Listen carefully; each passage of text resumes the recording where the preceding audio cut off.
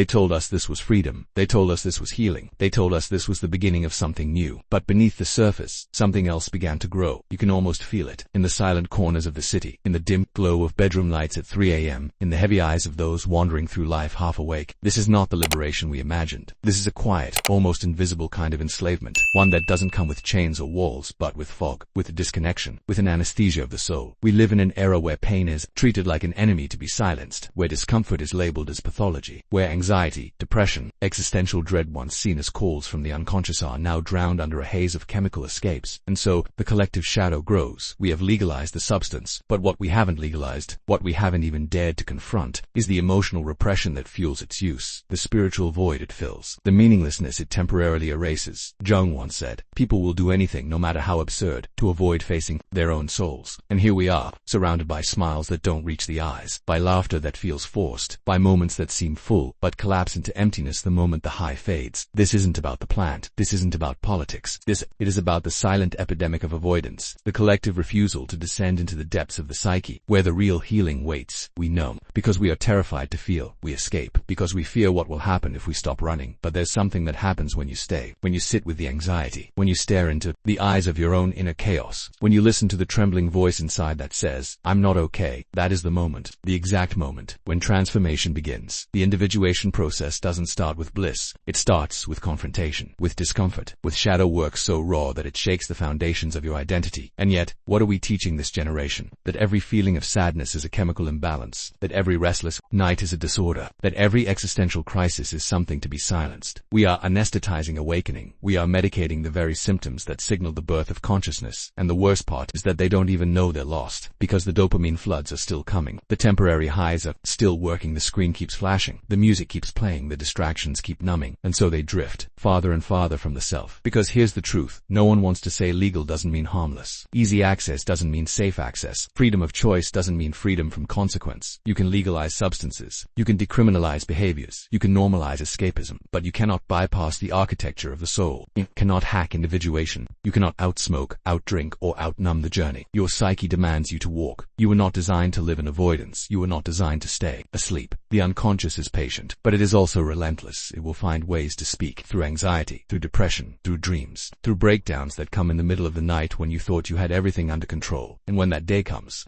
substance, no chemical, no artificial relief, will be able to silence the scream of a soul that has been ignored for too long. This is the new lost generation, not because they are weak, but because they have been taught that strength means never feeling pain. But pain is not the enemy. Pain is the door. And the question is, how long will you keep walking in circles before you finally turn the handle and walk through? And yet, most will keep circling, because the mind, when enslaved, creates its own maze, a labyrinth of justifications, of rationalizations, of false narratives that say, I'm fine, it's not that bad, everyone's doing it. It helps me relax, but deep down, buried beneath layers of conditioned thought, there is a silent part of you that knows the truth. It speaks in quiet moments when the noise fades, when the high wears off, when the distraction ends. It whispers, in the pauses, the gaps between laughter, the seconds before sleep, when all that's left is you. That's the part you've been avoiding. That's the part calling you back to yourself. Carl Jung called it the unconscious, but you've felt it as restlessness, as boredom that no screen can fill, as annoying sensation that something important is missing, even when everything looks perfect on the outside. This is the shadow's language. It doesn't shout. It haunts. It follows. It waits. That every time you reach for another escape, every time you silence it again, it grows stronger, not in a way you notice immediately, but in the slow erosion of your vitality, the quiet disintegration of your spirit, the subtle dimming of your life force. You weren't born for sedation.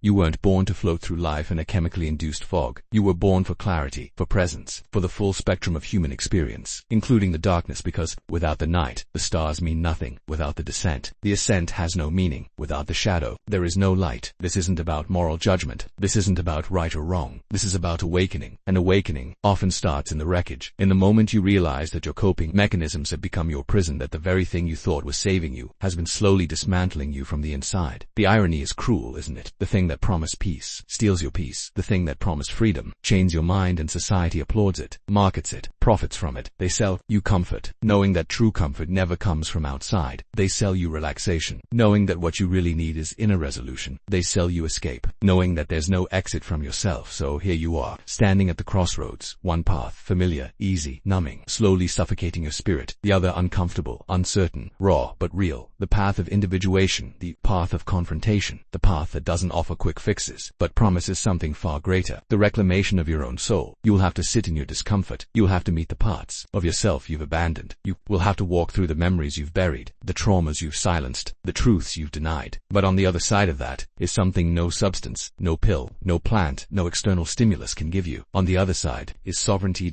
True freedom, not the kind that numbs but the kind that awakens, not the kind that distracts, but the kind that empowers. Not the fleeting high, but the permanent grounding of being fully, unapologetically alive. Dan Jung warned us. Until you make the unconscious conscious, it will direct your life and you will call it fate. And this is the silent fate of a generation. To drift, to numb, to forget, until one day they awaken too late, realizing they never truly lived. But that doesn't have to be your story. The door is still there. The invitation still stands. Your unconscious is still speaking, still knocking, still waiting for you to listen. The question is, will you? And if you're still listening, if something inside you is still holding on, then maybe, just maybe, you're ready to stop blaming the world for your numbness, ready to stop outsourcing your peace to chemicals and distractions, ready to stop treating your symptoms as enemies, and start seeing them for what they really are. Messages from your soul, messages from your shadow, messages from the deepest, most forgotten chambers of your psyche, crying out for integration, for healing, for wholeness. You were not born to float half-life between dopamine spikes and emotional withdrawal. You were not born to live sedated, compliant, and disconnected from your own center. You were born for the full confrontation